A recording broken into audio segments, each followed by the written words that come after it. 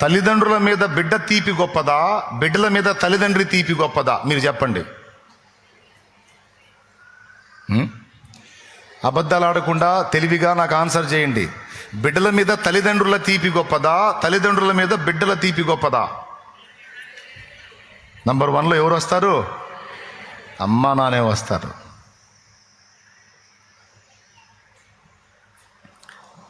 ఎందుకో చెప్తా.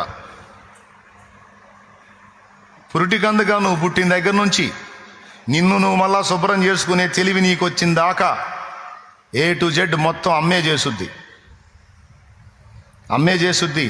ఆ చేసే దినములలో ఒక్కసారి కూడా నిన్ను అసహించుకోదు. చీ దరిద్రుడు అనదు, చీ చండాలురాలు అనదు. నువ్వు ఎన్నిసార్లు 1 చేసినా, ఎన్నిసార్లు 2 చేసినా, ఎన్నిసార్లు నోటి వెంట ముక్కుల వెంట సాగర్లు విడుదల చేసిన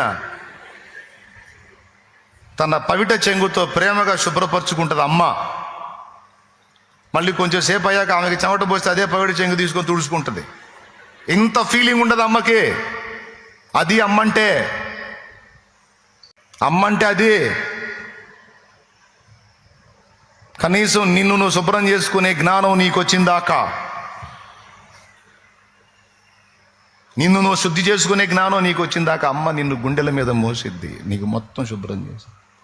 అదే అమ్మ మంచాన పడితే, అదే అమ్మ నడవలేని స్థితికి వస్తే 4 రోజులు అమ్మకు చేయాలంటే నీ బతుకు బయటపడిద్ది. నీ బతుకు బయటపడి తబెట్టుకొని తిరుగుతూ ఉంటావు. నీ బతుకు 24 సణుగుతావు. ఏమ్మా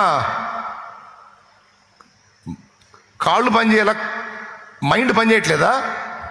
కొంచెం చెప్పొచ్చుగా, బయటికి వెళ్ళాలని చెప్పి సావచ్చుగా.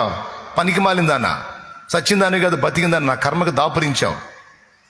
పెద్ద గుంపును కన్నావుగా, ఆస్తులు పంచిచ్చావుగా, నా మీద పడి చచ్చావు. ఆ 2వ దాని దగ్గర చావచ్చుగా, 3వ దాని దగ్గర చావచ్చుగా, నీ కొడుకు ఉన్నారుగా వాళ్ళ దగ్గర చావచ్చుగా. నా కర్మ కొద్దీ దరిద్రపదాన అన్న కూతుళ్ళు కొడుకులు ఇంతమంది.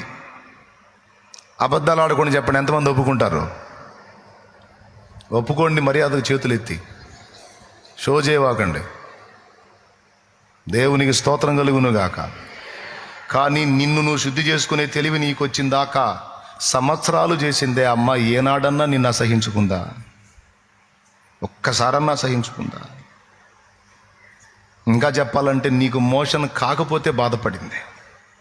నా బిడ్డకి ఏందో మోషన్ కావట్లేదు, కడుపులో ఏదో తేడా